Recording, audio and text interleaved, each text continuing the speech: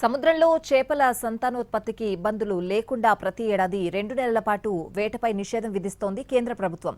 June 14 వరకు సముద్రంలో వేట నిషేధం అమల్లో ఉండనుంది. కాకినాడ జిల్లాలో 5 మండలాల్లో 68 కిలోమీటర్ల తీర ప్రాంతం ఉంది. వేట నిషేధం అమల్లోకి రావడంతో జిల్లాలో 478 మెకనైజ్డ్ బోట్లు, 3,904 మోటరైజ్డ్ బోట్లు, 386 సంప్రదాయ బోట్లు తీరానికి పరిమితం కానున్నాయి. వేట నిషేధం ఉల్లంఘిస్తే 5,000 జరిమానా, బోటును స్వాధీనం చేసుకుని రిజిస్ట్రేషన్ రద్దు చేస్తామని అధికారులు చెబుతున్నారు. మరింత సమాచారం మా ప్రతినిధి సాయి సుధీర్ అందిస్తారు.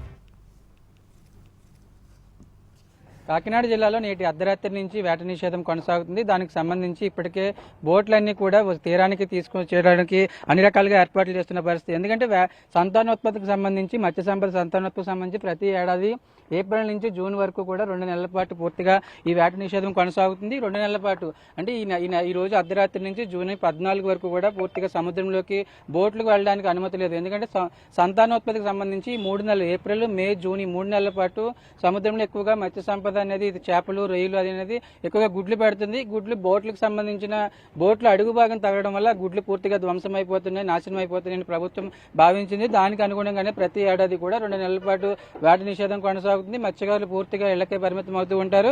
అంటే సంతానోత్పత్తికి ఇబ్బందులు లేకుండా ప్రభుత్వం ఈ విధంగా చర్యలు తీసుకుంటుంది. దాదాపు కాకినాడ జిల్లాలో కాకినాడ, తొండంగి, అదేవిధంగా ఉప్పాడ, కొత్తపల్లి మొత్తం 5 మండలాల్లో దాదాపు 68 కిలోమీటర్ల మేర తీర ప్రాంతం ఉంది. తీర ప్రాంతానికి సంబంధించి 25,000 మంది మత్స్యకారులు ఉన్నారు. వాళ్ళపై ఆధారపడి దాదాపు 1,00,000 మందికి పైగానే జనాభా ఉంటారు. దీనికి సంబంధించి కూడా తీరానికే పరిమితం కానున్నాయి. 478 మెకనైజ్డ్ బోట్లు, 3,904 మోటరైజ్డ్ బోట్లు, 386 సాంప్రదాయ బోట్లు కూడా పూర్తిగా తీరానికే పరిమితం అయి ఉన్నారు. మత్స్యకారులు అదేవిధంగా ఈ బోట్ల మీద కొంతమంది పని చేసుకునే వాళ్ళు ఉంటారు.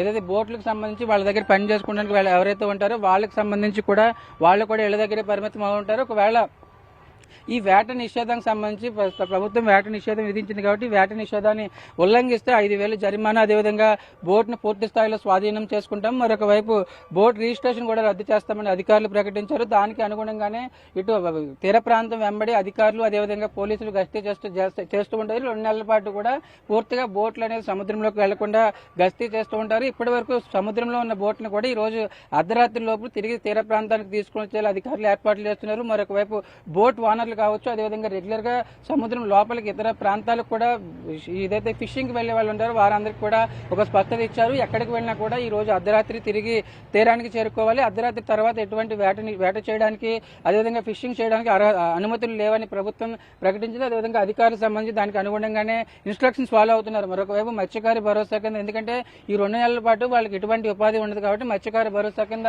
20,000 రూపాయలు ప్రభుత్వం ఇస్తుంది. దానికి సంబంధించి కూడా కొన్ని టెక్నికల్ ఇష్యూస్, ఎందుకంటే కొన్ని ఎర్రర్స్ ఉండడం వల్ల పూర్తిగా అర్హులైన కొంతమంది మత్స్యకారులు ఉన్నప్పటికీ కూడా వాళ్ళు దీనికి సంబంధించి ప్రభుత్వం అందించే మత్స్యకార భరోసాని అందుకోలేకపోతున్నారు. దానికి అనుగుణంగానే ఎటువంటి ఇబ్బందులు రాకుండా ఖచ్చితంగా సముద్రం మీద ఆధారపడి జీవించే గంగపుతులందరికీ కూడా మత్స్యకార భరోసా వచ్చేలా చూడాలని గంగపుతులు కోరుకుంటున్నారు. వాళ్ళు 2 నెలల పాటు పూర్తిగా బోట్లు ఏవైతే ఉన్నాయో బోట్లను రిపేర్ చేసుకోవడం, అదేవిధంగా బోట్లను రీమోడలింగ్ చేసుకోవడం, అదేవిధంగా దానికి సంబంధించి టెక్నికల్ గా ఎటువంటి ఇబ్బందులు ఉన్నాయి దానికి అనుగుణంగానే ఏర్పాట్లు చేసుకుంటారు. మొత్తానికైతే కాకినాడ తీర ప్రాంతం వెంబడి దాదాపు 5 మండలాల్లో 65 కిలోమీటర్ల 65 కిలోమీటర్ల తీర ప్రాంతం వెంబడి కూడా ప్రస్తుతానికైతే మత్స్యకారులు ఇళ్లకే పరిమితం కానున్నారు. దానికి అనుగుణంగానే ప్రభుత్వం వారికి 20,000 ఆర్థిక సహాయం అందిస్తుంది మత్స్యకార భరోసా కింద. మరొక వైపు దీనికి సంబంధించి కూడా అందరికీ మత్స్యకార భరోసా అందేలా చూడాలని మత్స్యకారు కోరుతున్న పరిస్థితి.